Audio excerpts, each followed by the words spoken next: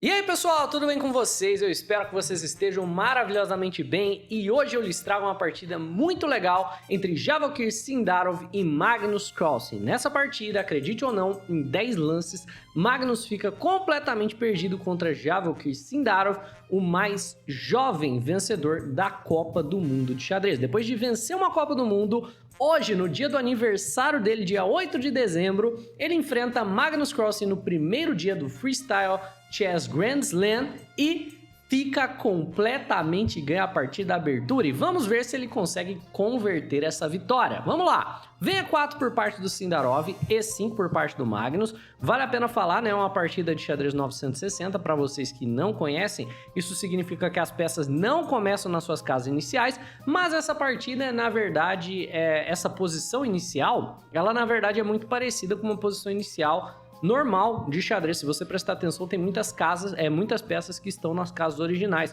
como as duas torres que estão nos cantos, né? O bispo do C1 que está na casa de sempre, o cavalo de G1 que está na casa de sempre. Então isso pode muito facilmente acabar virando uma partida normal de xadrez, com os cavalos nas suas casas naturais, por exemplo, né? Os 4 cavalos podem ser desenvolvidos facilmente para as casas naturais e o roque pode ser muito facilmente executado por ambos os jogadores. E se eu te mostro essa posição, você não vai nem mesmo imaginar que é uma posição de xadrez 960 ou de Fischer Random, ou como quer que você queira chamar, né? Mas na partida nós não temos isso. Por parte do Sindarov nós temos C3 preparando para jogar D4 e o Magnus Carlsen rompe um princípio de abertura, gambitando um peão no segundo lance da abertura. Magnus aqui joga peão em D5 e a razão pela qual o Magnus está jogando esse lance é para poder minar o centro aqui do Sindarov, eliminar o peão central que tem o Sindarov, e é meio que um gambito, mas meio que não ao mesmo tempo, né? Porque dama em B5 é uma maneira fácil e rápida de recuperar o peão. Sindarov captura, vem dama em B5 cheque por parte do Magnus Carlsen visando recuperar o peão, dama em E2 bloqueando o cheque, dama por peão, e nessa posição, basicamente o Magnus é o único com um peão central. No entanto, os princípios básicos do xadrez ainda se aplicam. O Magnus acabou rompendo princípios por tirar a dama cedo demais, por consequência ele será punido com ganho de tempo em cima dessa dama. A dama é valiosa demais, se você tirá-la cedo, ela pode acabar ficando presa e ou pode acabar sendo vítima aí de ataques com o tempo, né? Então vem cavalo em E3, que é um lance que as brancas já queriam jogar de qualquer forma, desenvolvendo o seu cavalo para o centro do tabuleiro, mas vem atacando a dama, que precisa recuar ou para a casa de D6 ou para a casa de D7, né? O Magnus joga dama na casa de D7 aqui, e mais um lance de desenvolvimento com o tempo, cavalo em F3 por parte do Sindarov, desenvolvendo com o tempo no peão de E. O Magnus decide jogar peão em C5 para que o bispo defenda o peão, e quando você vê essa posição, você percebe que a escolha de abertura do Magnus, na verdade, não foi das melhores, porque Magnus Carlsen desperdiçou 2 ou 3 tempos movimentando a sua dama, e o Sindarov já tem 2 cavalos e a dama jogando, enquanto o Magnus ainda não tem nada. Por consequência, Sindarov faz a decisão correta e ele decide abrir o centro do tabuleiro. Afinal de contas, quando você tem uma vantagem de desenvolvimento, se você abre linhas de ataque, o seu ataque certamente chega mais rápido. Sindarov joga peão em D4 então, visando fazer o quê? Visando abrir a coluna D, bem como abrir a coluna E. E apesar de que esse lance pode parecer que não está bem preparado, já que ele está ameaçado 3 vezes e defendido apenas 2, é aquele caso onde a vantagem de desenvolvimento faz com que o Magnus não possa simplesmente tentar com todas as forças segurar o peão. Vem peão toma, peão toma, peão toma e cavalo em F5, apoiado pelo bispo, é claro,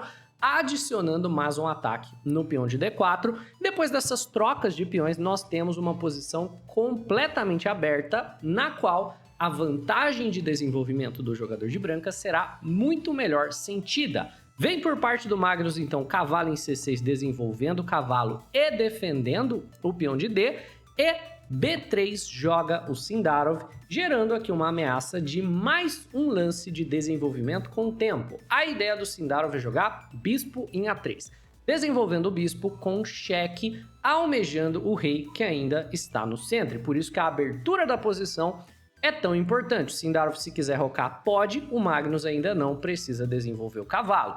E já é agora, nesse momento, no 10º lance da abertura, que Magnus Carlsen tem apenas um bom lance a ser jogado. A posição já é extremamente crítica, a posição ainda está igual, mas se e somente se o Magnus encontrar o lance único, que eu quero que você tente encontrar por conta própria, e veja se você conseguiria sobreviver ao ataque aqui melhor do que Magnus Carlsen. O lance é pouco intuitivo e é bispo em D6, para evitar bispo na casa de A3 ou ao menos atrasar a ideia, né? E o bispo na casa de D6 é um lance contra-intuitivo, por quê? Porque você abre mão do par de bispos, depois de cavalo por, dama por, você alinha a dama com o rei, então as brancas podem jogar A4 com o tempo, né? A ameaça de bispo em A3 aqui em cima da dama, o jogador de pretas já vai ter que perder mais um tempo com a dama para não perder a dama, vem bispo em A3 de qualquer forma, você tem que colocar o cavalo numa cravada.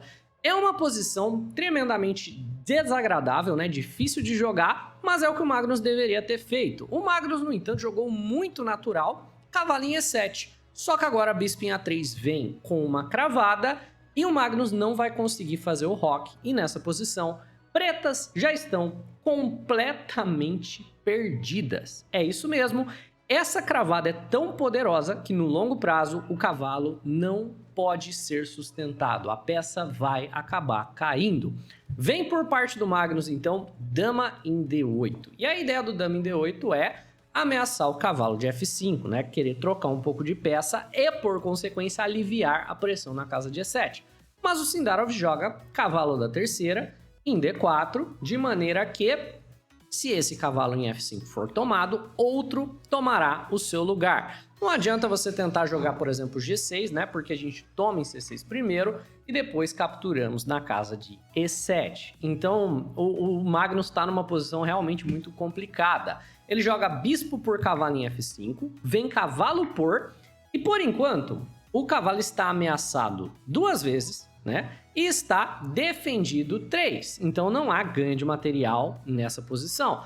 Só que, como a gente comentou, a cravada que é o problema ao longo dessa diagonal e o fato de que o rei nunca pode sair sem deixar a defesa do cavalo. Você não consegue rocar sem que o cavalo caia, sem remover um defensor. E mesmo que você jogue G6, você não resolve a cravada, né? A gente troca e só vai ser outra peça que está cravada e você ainda não consegue fazer o roque.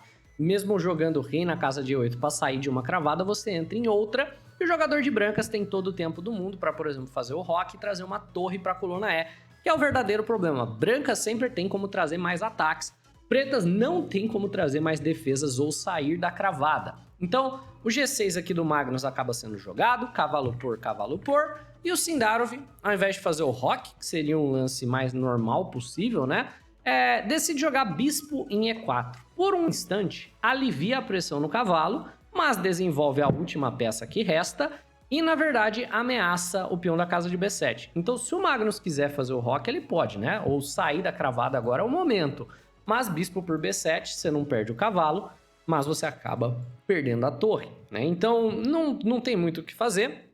Magnus Carlsen decide então jogar bispo em D6, aproveitando um pouquinho do alívio da pressão na casa de E7 para propor uma troca de bispos, mas é claro, Sindarov já tem um lance vencedor aqui, que é torre na casa de D1, simplesmente cravando o bispo, que será agora perdido. Não tem absolutamente nada para o jogador de pretas fazer, e o Magnus decide que melhor então sacrificar a dama. Vamos trocar a dama por bispo e torre. Bispo toma bispo, torre toma dama e torre toma de volta. E o Magnus está argumentando que a posição não é materialmente desigual o suficiente. Torre e bispo valem 8, dama valem 9. Não há uma diferença tão grande que não dê para continuar jogando.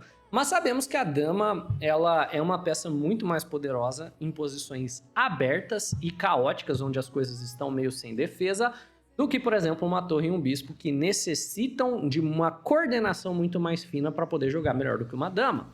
Por aqui tá caindo um peão na casa de B7 que o Sindarov imediatamente captura. Vem cavalo em F5 do Magnus, roque por parte das brancas e o roque por parte das pretas, é bispo em E4, ameaçando capturar o cavalo, dobrando peões aqui por parte do Sindarov. Cavalo em D4 joga ele, ameaçando a dama, e dama em C4 joga Sindarov, né, saindo da ameaça do cavalo, mas ficando de olho em cavalo em E2. Torre em E8 joga o Magnus Carlsen tocando o bispo, bispo em D5 ameaçando F7 e cavalo em E2 cheque joga o Magnus Carlsen, seguido por rei em H1 e torre em E7 para ficar de olho na casa de F7. E nessa posição, o último prego no caixão do Magnus Carlsen é dado, porque possuímos aqui de brancas uma tática que ganha mais um peão. Fica aí o seu momento do pause o vídeo e veja se você encontra a tática vencedora para as brancas, apesar de que brancas estão ganhas meio que independente do que jogar, mas tenta aí por conta própria. Se você está curtindo aí o vídeo, dá um like, se inscreve no canal para mais conteúdo como esse. Caso você tenha interesse, tem produtos enxadrísticos no canto inferior esquerdo aí para você dar uma olhada. Eu sei que você quer um tabuleiro de xadrez de madeira, produto bem feito que vai durar a vida inteira, e você merece um belo presente de Natal. Dito isso, vamos lá! Bispo por F7 é o truque, né? A torre está sobrecarregada com a defesa de F7, com a defesa do cavalo. Depois de rei em G7, nós temos o bispo retornando. Aqui o Magnus continua jogando, mas ele já já perdeu aí mais 2 peões, fora o fato de que tem a dama por torre e bispo. Magnus joga A5, o Sindarov joga G3 para evitar teminhas de mate da última fileira, para evitar também a fuga do cavalo. Bispo B4, rei G2, torre D6, torre D1, cavalo vem para a casa de C3, né, dando um pequeno duplo aqui, mas torre D3 tocando o cavalo, cavalo por, torre E6 e torre D3, e nessa posição o Magnus decide realmente. Ele venceu a Copa do Mundo, ele jogou essa partida com praticamente 100% de precisão, não vai errar mesmo. Então Magnus Carlsen abandona a partida e nós temos uma vitória em 30 lances por parte de Javalkyr Sindarov, que estava ganho desde o lance de número 10. É isso, pessoal. Espero que vocês tenham curtido. Se sim, deixa o like no vídeo, se inscreve no canal. Um abraço e até a próxima!